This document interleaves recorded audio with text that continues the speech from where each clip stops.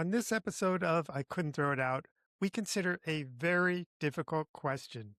What do you do with the things left behind after the death of your partner? Of course, there's no common way to respond to that kind of loss, but I hope it'll be helpful to hear how one journalist is honoring her partner with the very deliberate decisions she made about his I possessions. mean, the idea of living in a place where there's no trace of Joe, which is kind of what people sort of think you're supposed to do. You can reduce it to a few photographs on a table. Just like inconceivable to me. I mean, To hear their story, keep listening. I couldn't throw it out. I had to scream and shout. Before I turn to dust, I've got to throw it out. Before I turn to dust, Hello, and welcome to I Couldn't Throw It Out, the podcast where we dig out the things we've saved forever and try to throw them out. But actually, that's what we do most of the time.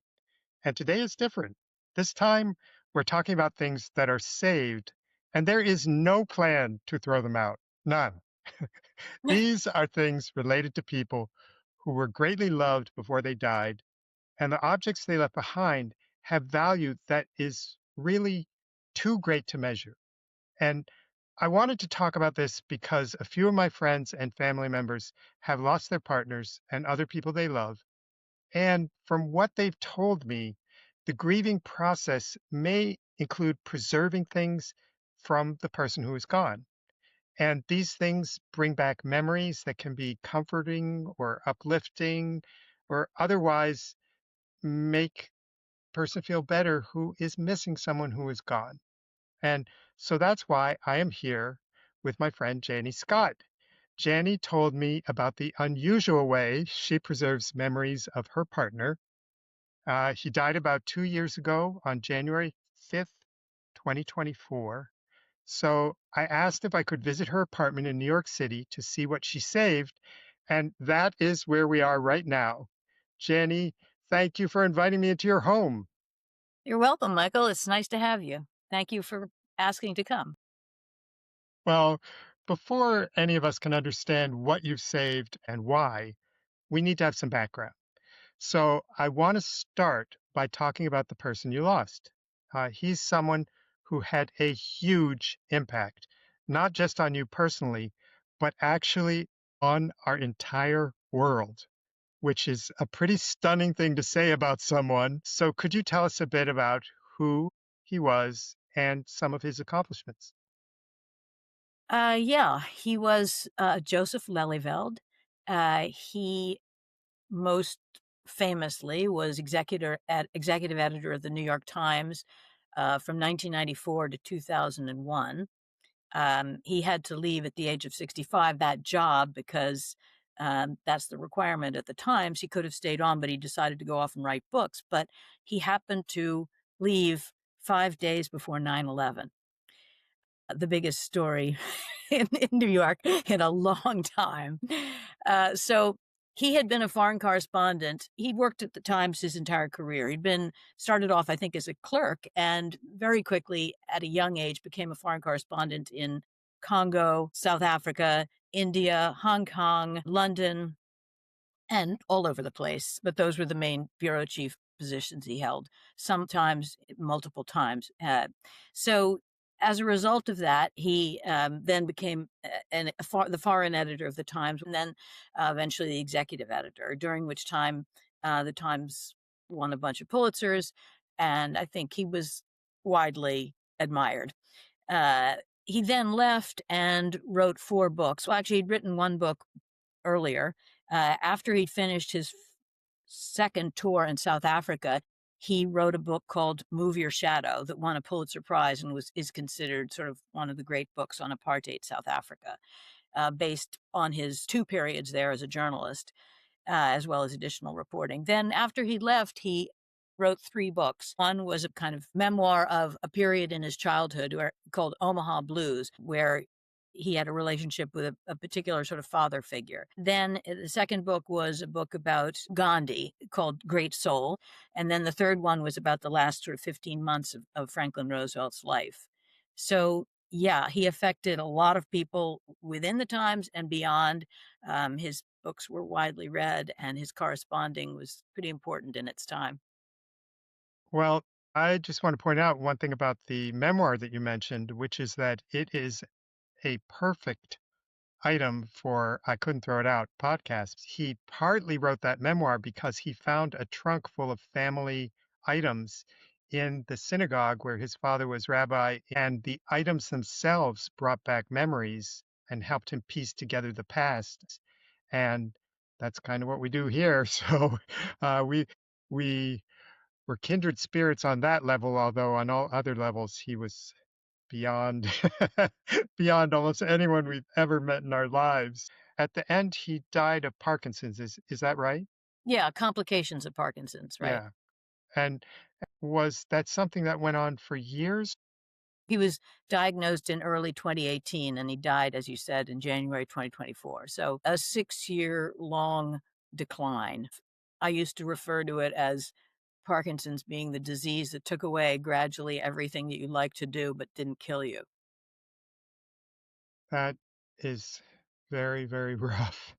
And I know for him, someone who had so much going on in his mind, that must have been quite a challenge. Um, he accomplished so much and was such an impressive person, but I want to say that you too are extremely impressive and it should not be underrated. And I wanted to just talk a little bit about your past before we move on to looking at the things that you saved. And so, do you want to say a little bit about where you worked and what you did? Yes, it seems a little meager compared to Joe's accomplishments. Let's see. I first met Michael Small in college, and I went That's off a from there. big moment in your That career. was really the high point. Downhill from there, yeah. Then I went and worked in journalism in all sorts of different capacities for an alternative weekly in Cambridge, then a big suburban daily in New Jersey. Then I went to work for the LA Times in San Diego, LA, and New York. And then uh, I defected from the LA Times New York bureau to the New York Times in 1994 and worked there for 14 years until I wrote a story about Barack Obama's mother. It was during his presidential campaign, and I wrote a piece that ran on the front page about his, at that point, completely unknown mother who had rather surprising life for the mother of a presidential candidate in the United States. She had spent most of her adult life in Java working as an anthropologist and had raised, 2 children as a single mother. A fascinating life. So I wrote that piece and it ran on the front page of the Times, and I got a book offer that day. And so I took a book leave, and that was so much fun doing that book that I thought, "Hey, this is a piece of cake. I'll do another." And I decided rashly not to go back to the Times, but to do this second book, which was a family memoir. And while I was wrapping that up, Joe was diagnosed. I just want to throw in a few things that you left out, which is that you were part of a team that won a Pulitzer Prize for reporting about race. So there are two Pulitzer Prize winners who were living in this apartment, which Well, is, I have to point out that to win it as part of a team is not the same thing as to win it individually. I'd settle for it if it was me. I'm not And complaining. yeah, It's yeah, it's impressive. And also, I want to mention that your book about Obama's mother was a bestseller, and then that your memoir called The Beneficiary, which came out in 2019, is one of the most beautiful and interesting memoirs I've ever read. As you know, it was full of surprises for me because I somehow got in my head that you were a scholarship student in college. I was totally convinced of that. And then I find out that your great grandfather built the Pennsylvania Railroad, one of the most successful businesses in American history. Your grandmother at least partially inspired the movie The Philadelphia Story, or so they say. I had good material. I had good material. Yeah, I needed to use it. yeah. No, I'm Well, sorry I disabused you of the misapprehension that I was a scholarship student. but it's a wonderful book, The Beneficiary. Highly recommend it. So those are a few of your public accomplishments. I don't want to leave out that both you and Joe were married previously, and each of you has two children from those marriages. It's easy to skip over that when there are so many big public achievements, right? But I'm going to channel my mom right now, and I'm going to say that bringing 4 people into the world is probably the best thing that either of you ever did. And I want to thank you and Joe for that. Thank you. Thank you, Michael. I think he and I would probably both agree that those are the biggest things we did. So, finally, getting to your relationship with Joe, which is important to discuss before we look at the things that are saved. You were together 19 years, is that right? Yes. And can you talk about how you met or how your relationship started and how that went? Yeah. We met because I went to work for the New York Times, and he was managing editor at the time, and became executive editor within a few months after I got there. I actually had not met him before I was hired. So the first time I met him was after I started work, or right before, and the Metropolitan editor invited new people from his department, I think, to a brunch at his place on the Upper West Side. I had my daughter was about 1.5 at the time, 2, I guess. I had her with me, and I was taken over to meet Joe, and I was holding Mia, my daughter, in my arms, and Joe was standing there with a plate of, bagel, cream cheese, lox, etc. And I was introduced, and Mia, as we were talking, Mia reached over and plucked a slice of cucumber off Joe's plate and started eating it. And when I remember that moment, to me, it's like a scene from a Harold Pinter play, specifically Betrayal, except it's not a betrayal story, where you go back and everything the movie or the play works its way back to the scene with the cucumber. Anyway, yeah. So I worked for Joe for the 7 years that he was executive editor. I was just a lowly serf, but I always really admired him, liked him. I had a friendly relationship with him. A lot of people found him very intimidating, and for some reason, I absolutely never did. I just thought he was great and fun to talk to, strangely, and funny, which not everyone agreed with me on that. So then, let's see, he left, and he was replaced by his successor was a guy named Howell Raines, who within a couple of years had been fired.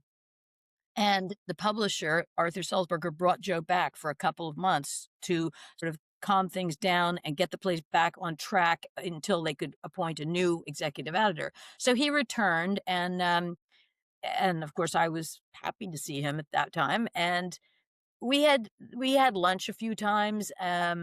He left. His wife was very ill. She had breast cancer that dragged on for 7 years. I mean, she'd had it for quite a while. And so sometime after that, I can't remember exactly when, but she died. And I wrote to him, and we agreed to get together uh, to have as I said, we'd had lunch in various restaurants from time to time. And he said, let's have a picnic. We'll meet at the Eleanor Roosevelt statue in Riverside Park, and you bring the sandwiches and I'll bring the lemonade.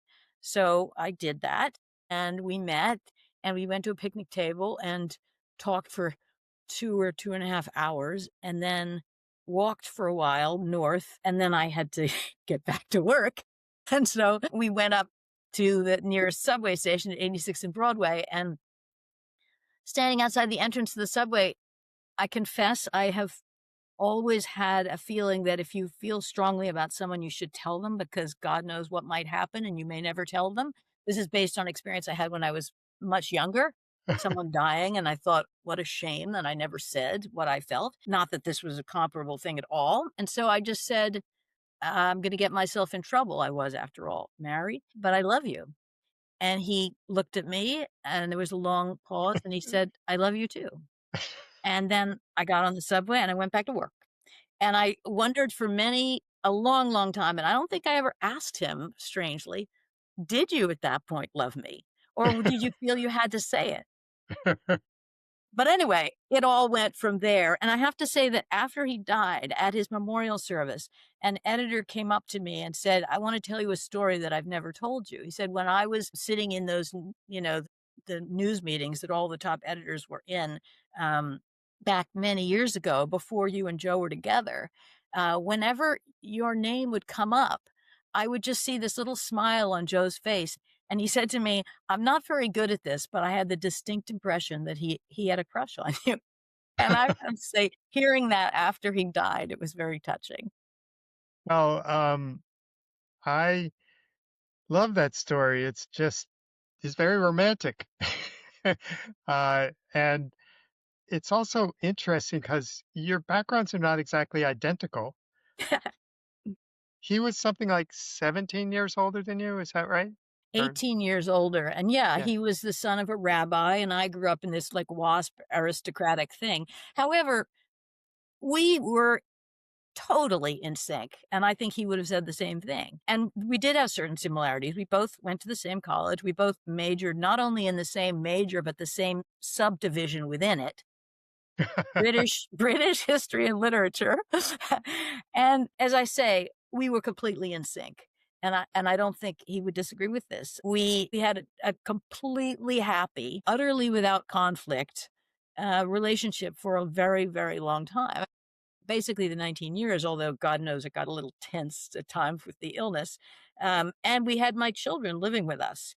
So there were potential areas for conflict, but he was, you know, when I fell in love with him, he was not executive editor of the New York Times anymore. He wasn't under the same kind of pressure. And we ended up together. I eventually left to write these books, and we had this happy working life with an office around the corner that we shared, or other offices that we didn't share. So we were sort of free to be extremely happy without a lot of the normal stress that I think would have existed had we been together when I was younger, or he was. Yeah. Well, the timing the timing was right. Yeah. Was that ever intimidating to be living with someone like that? No, I thought he was extremely smart, but he never pulled that on anybody, or at least in my experience. I suppose there were people at the times who might have felt that he didn't suffer fools, but I can't really say that that was something that was widely said. No, he thought in many ways differently than other people, and so he had a lot of original thoughts. He also had a deep moral core, which I don't know exactly where it came from. He was the son of a rabbi, but he was not himself religious. But his father was involved in the civil rights movement. He was famously hit over the head with a tire iron in Hattiesburg, Mississippi during the civil rights movement. And so His clearly father that was was. father, His yeah, not father Joe. was, yeah. So clearly they grew up with a kind of awareness of issues that were probably not likely to be discussed in my family household. Yeah, yeah. Um, so no, I never felt frankly, I never I never felt intimidated by his intelligence. What I felt was somewhat baffled as to why he would decide to spend any time with me. But Please. since he reassured me about that, I had no reason to question it, because he conveyed, in the way he looked at me, he conveyed utter love. So I never doubted it until Parkinson's did its thing and froze his facial expressions. And that was a very difficult thing to deal with, because he wasn't a hugely talkative person. He was thinking a lot, is the impression I got. There were always interesting things happening in his head. And so his expressions were so key to my sense of how he was reacting to me at any moment. So the loss of that was very hard for me to deal with. Yeah, well, that totally makes sense. And before we move on to looking at the things that remind you of him that you've saved, I'm just curious, is there a story you would tell that comes back to you of just how much fun you had together, how great your relationship was? It doesn't have to be a dramatic story, it can be about something non-dramatic. I'm not sure that something exactly in that line comes up, but we traveled a lot together. He'd spent a lot of his adult life living abroad, and he wanted me to see a lot of the places where he lived. So he'd gotten a Fulbright early on and gone to Burma in the late 50s. And so we went to Burma and traveled all over Burma. We went to Turkey.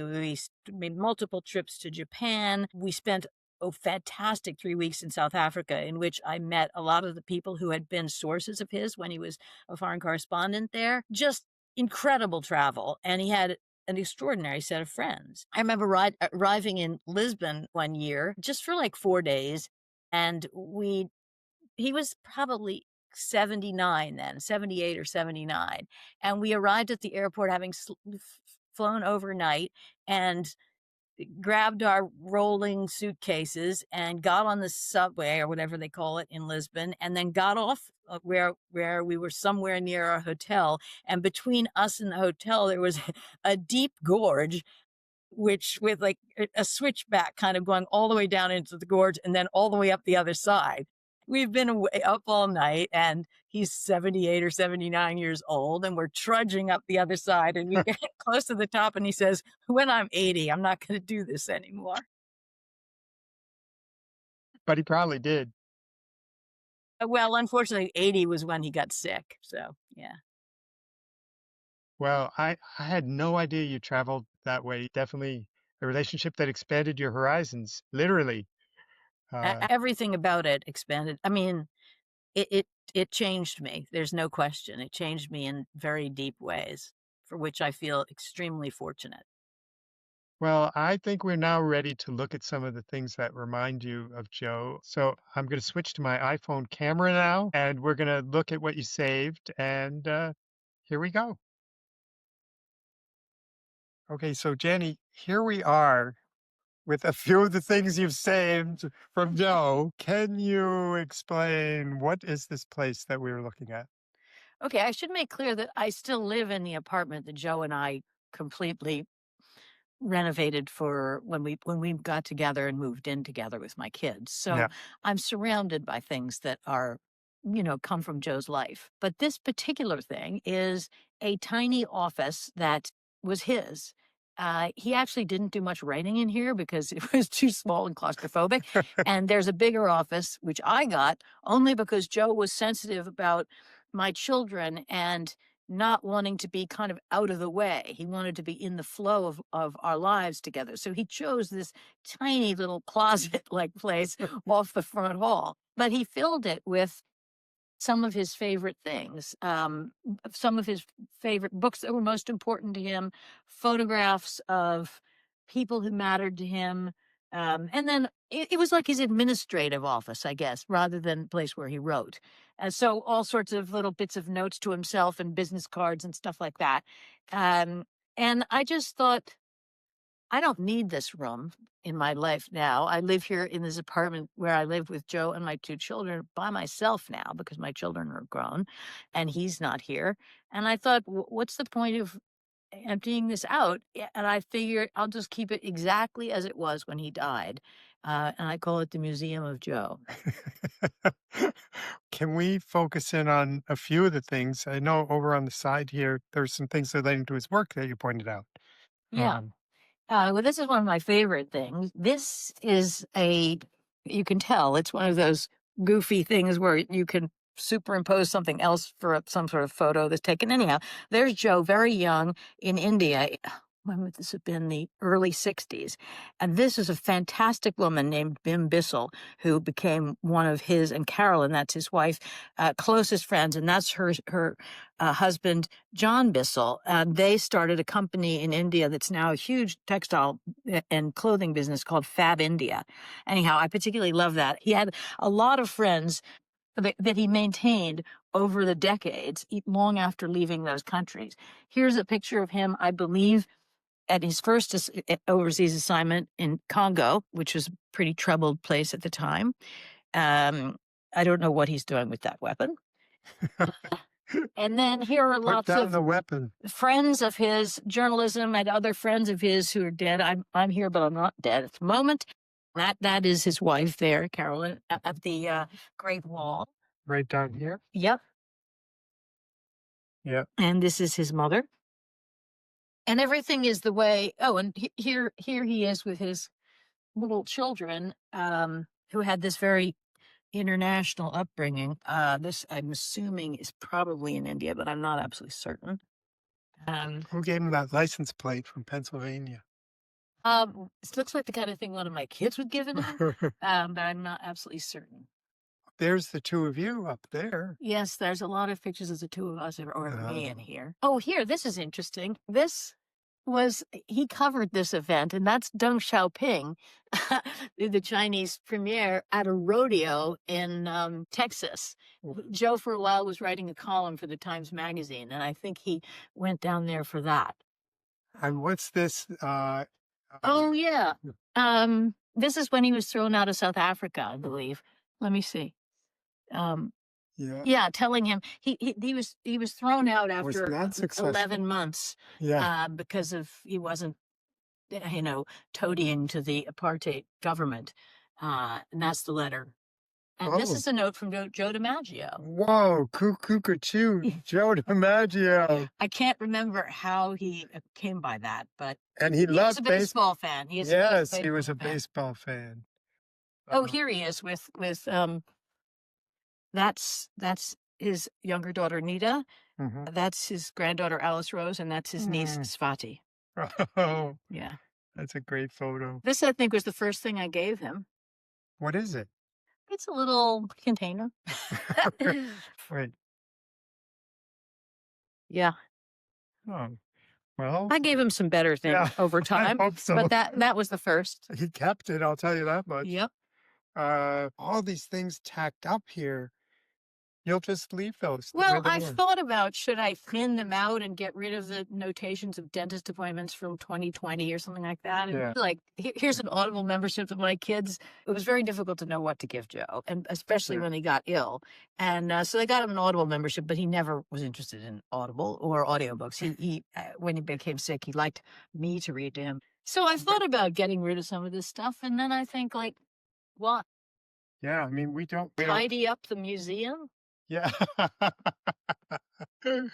I guess not. It's also, that's the whole thing. That's what I wanted to preserve, is this is all different parts of his personality and his self and the things that he cared about and funny, sentimental things. And there are other things like that, of course, around the apartment. But this little concentration here, it's just nice. And, I come in here sometimes and just look around. And when Nita comes, his daughter, who lives in Maine, she likes to come in here too. By the way, these are interesting. He did a piece for the Times Magazine with a photographer named David Goldblatt, and it was about the enormous distance people had to commute from the townships to their jobs in Johannesburg, where they weren't allowed to live. These were taken on the buses. On the buses. Overnight. They'd be on the bus for 7 hours. They'd work all day. They'd get back on the bus. They'd sleep for 3 hours at home, and they'd get back on the bus and do the same thing over and over again. He describes this in great detail in the book, Move Your Shadow. It was one of the very moving parts of a very moving book. And so if you are interested in South Africa before apartheid went away, it really is this portrait of that time. And these photos make it come to life. I wish the photos had been in the book. This is their cabin in Maine. Shortly before he became a foreign correspondent, they didn't have much money. He was young, and he read about the second poorest county in the United States, which at the time was Washington County, Maine. And they thought, we'll be able to find some waterfront property in the poorest county. And he went up there for one weekend and discovered a piece of land that was for sale that was being subdivided into long, narrow strips. And at the end of each strip was land on what's known as the Bold Coast of Maine, which is way up by Campobello, incredibly rocky, relatively undeveloped. And they were able to buy whatever that phrase is, take back paper. The seller agreed to basically give it to them on the promise of being paid later. And so they acquired this piece of land, but they didn't have any money to do anything with it. So they would camp with their children on this piece of property. And eventually they got enough money to build this cabin. And in a further Joe story, he'd been wanting to build the house, but he had no idea how you find an architect to design something, and he certainly didn't need anything grand. He had seen an article about a particular architect, I think named William Turnbull, and he was in San Francisco for a political convention, and he walked by the office of William Turnbull, and with this fantastic naivete, he walks in and he says, "Do you have any plans that somebody else had that you would sell to me for less?"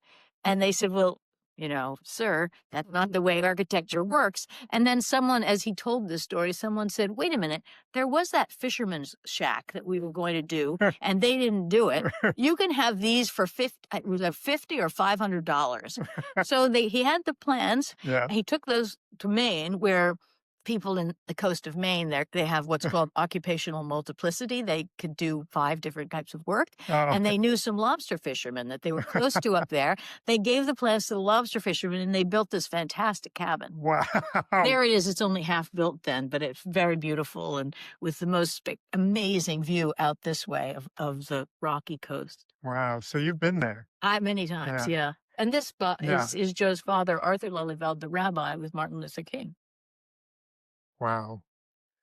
There's a lot about his father in the book Omaha Blues, which I also recommend, and you will understand more about the meaning of this photo. Well, when you walk by here, do you notice it or do you not notice it anymore? No, of course I notice it. I mean, as I say, the apartment is full of things that were from his life and from our life together. And I feel deeply connected to those things. I definitely subscribe to the view that you don't get over a person. They are part of you forever. And Joe is very much a part of me, and I hope he always will be. So, yeah, the other day I was looking through a bunch of photographs. I took a million photographs of him, and I was looking through a bunch of photographs that I hadn't looked at in a while. And it was like, oh my God, I have this whole repository of fantastic pictures of him just gazing at me, Yeah. So, yeah, I'm happy always to be reminded of Joe, to think about Joe. And that's not what I'm not doing that with my life, but I like it. I feel some people might be sad to see so many reminders of the person they lost. It's so true. People are very different. I know a woman who her husband died, and she could not be alone in the apartment at night for dinner by herself for over a year. The idea of being alone in the apartment was just unbearable to her. And she had a wonderful relationship with him. I had the opposite experience. I'm happy to be in this apartment. I love having people come, but I have no desire to flee. Yeah, I don't know how you explain it.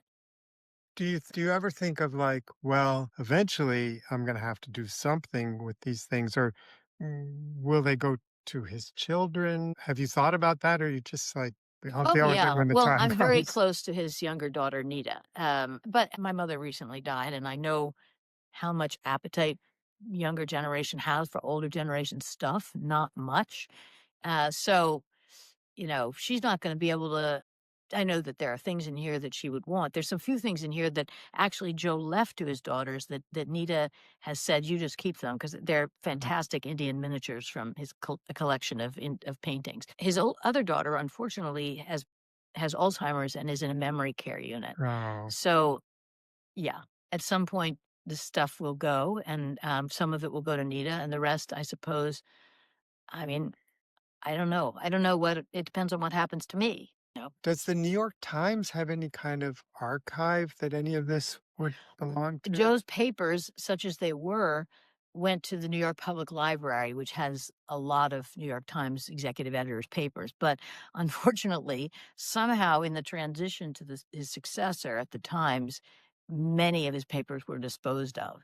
So it was really about 8 giant boxes after he died that I arranged to have go to the public library. And they were mostly about his books and stuff. There was one box that was communications from while he was executive editor. You said there are other things around the house. What other kinds of things did you save from him? Anything that comes to mind? Oh, well, I Yeah. didn't really throw much out, Yeah. I got rid of his clothes, almost all of his clothes. That took a long time, though, because I didn't Yes. feel like doing it immediately. We have a massive amount of books, his and Yeah. mine, but Yeah. a lot of them his. There's a whole wall of them in there. And to me, I'm paralyzed about what to do about them because I'm not going to be reading a lot of them. Some of them are very specific to his interests and experience, like a whole bunch of books about Burma from the late 50s and old books about India, a lot of books about China. I have gotten rid of some of these, but it's not like there's a place that would really value having them intact as a collection. So Mm. then I feel like I'm frankly cannibalizing his brain.